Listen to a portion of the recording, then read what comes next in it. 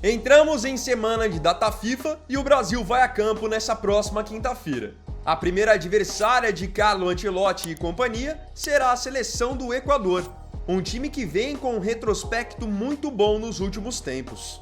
Nesse vídeo nós vamos analisar o momento da seleção equatoriana e também os convocados pelo técnico Sebastián Beccacece, para que a gente possa projetar esse duelo contra o Brasil.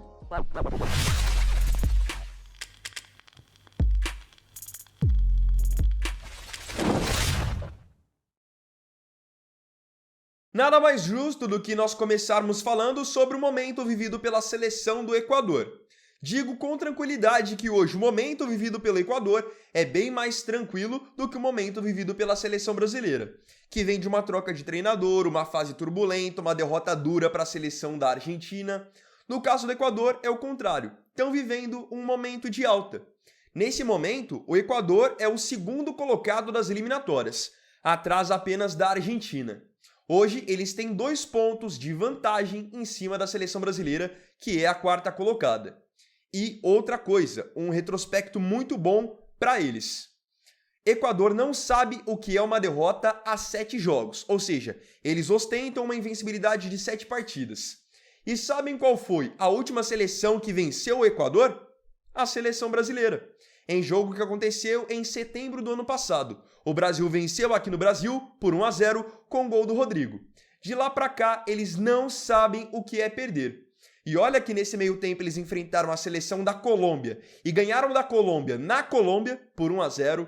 Enfrentaram a seleção do Uruguai e empataram em 0-0.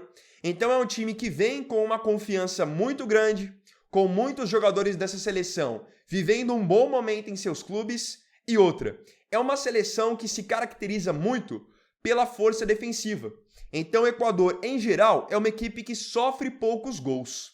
Prova disso é que, depois que eles perderam para o Brasil no ano passado, nos 7 jogos seguintes que disputaram, eles sofreram apenas 1 gol. Então, nos últimos 7 jogos, são 4 vitórias e 3 empates. Retrospecto que já é melhor que o retrospecto recente da seleção brasileira.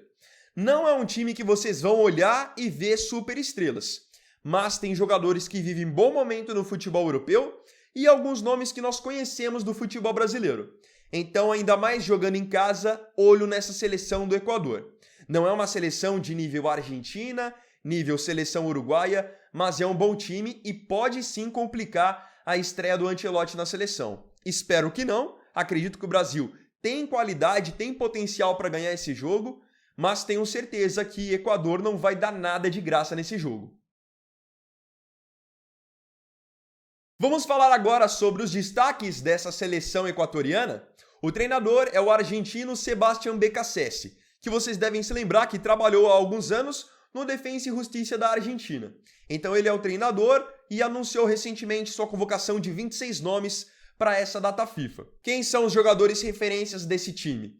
Começando pelo gol, eles têm o goleiro que é goleiro do Independiente Del Valle do Equador. Então está acostumado a enfrentar equipes brasileiras, estar em competições sul-americanas como a Libertadores e a Sul-Americana. Esse goleiro é o Moisés Ramírez, que é um goleiro conhecido por jogar bem com os pés. Só que a força defensiva que eu citei que faz com que eles tomem poucos gols, vem agora com os jogadores de linha. Eles têm hoje 2 zagueiros que vivem um momento assim fantástico. O primeiro é o Hincapié. O Hincapié, ele é zagueiro do Bayer Leverkusen da Alemanha. Tá muito bem, confiança em dia, bom tempo de bola, vai muito bem na bola aérea e é um zagueiro rápido. Eu acho que esse é o maior trunfo dessa defesa equatoriana. São defensores muito rápidos. Então assim eles vão conseguir tentar marcar Vinícius Júnior, tentar marcar Rafinha, Estevão, Antony e companhia. Então você já tem o Hincapié. Joga no Leverkusen, está acostumado com alto nível de enfrentamento no futebol europeu e especificamente no futebol alemão. Outro zagueiro que eles têm que passa por uma fase fantástica é o William Pacho, que acabou de ganhar a Liga dos Campeões com o Paris Saint-Germain. É dupla de zaga por lá com o brasileiro Marquinhos. Zagueiro novo, boa recuperação, bom tempo de bola. Jogou muito na final contra a Inter de Milão. Então só aí você já tem 2 zagueiros de bom nível e extremamente confiáveis.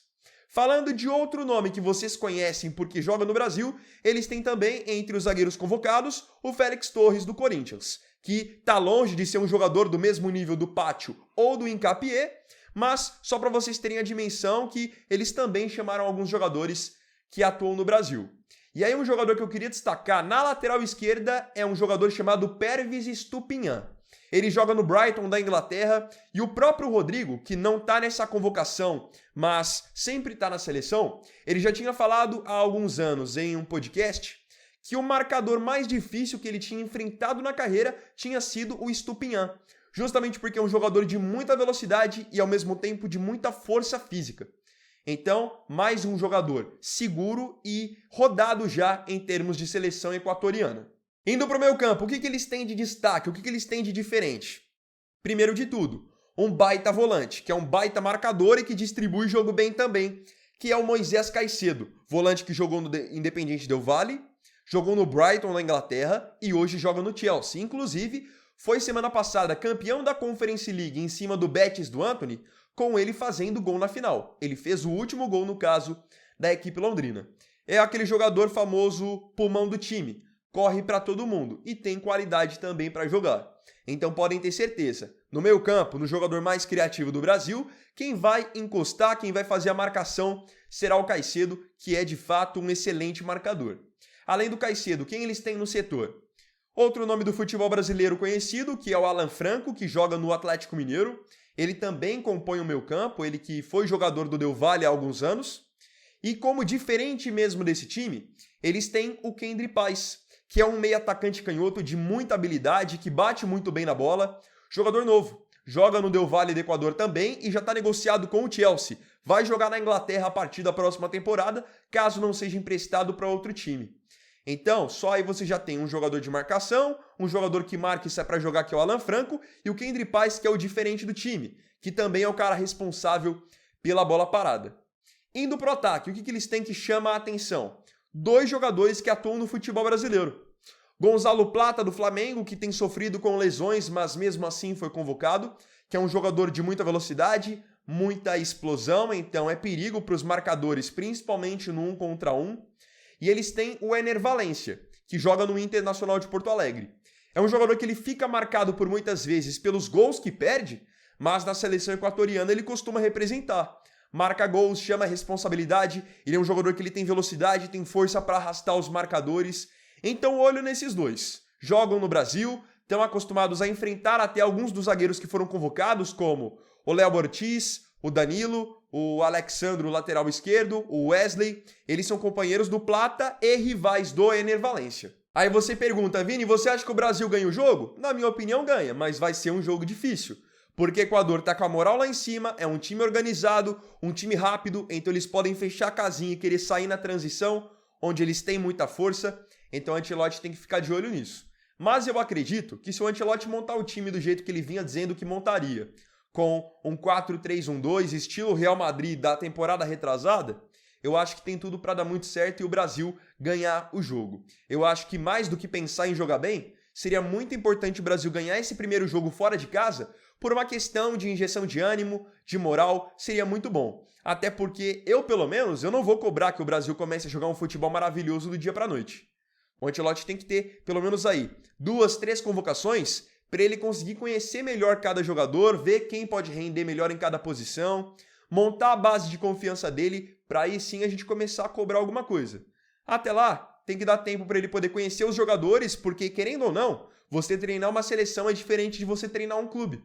No clube você tá todo dia. Se você pega uma pré-temporada ali de 30, 40 dias, você consegue dar a cara pro time e conhecer os jogadores. Seleção, você fica ali com os jogadores coisa de 1 semana e meia, 2 semanas no máximo, e não dá tempo nem de você treinar o time praticamente. É algo muito rápido. Então, eu acho que o Ancelotti tem que ter esse tempo para ele poder se adaptar, porque também é algo novo para ele. Ele nunca foi treinador de seleção. Ele trabalhou na comissão da seleção italiana, mas isso lá em 93, 94. Agora é algo totalmente diferente. Agora eu queria saber de você aqui nos comentários. O que você achou dessa seleção equatoriana? É uma seleção que você acha que pode surpreender a seleção brasileira? O que você pensa, tendo em vista os destaques que eu trouxe nesse vídeo? Não se esqueça de comentar.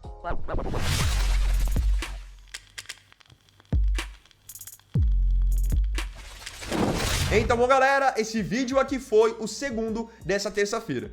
Eu agradeço profundamente a você aí pela companhia em mais um vídeo do canal. E não se esqueça, gostou do vídeo? Não esqueça do seu like, de se inscrever e também de compartilhar, tá bom? Então é isso, galera. Tamo junto, até amanhã e até o próximo vídeo. Fiquem com Deus. Vini Wagner aqui, valeu, falou e fui!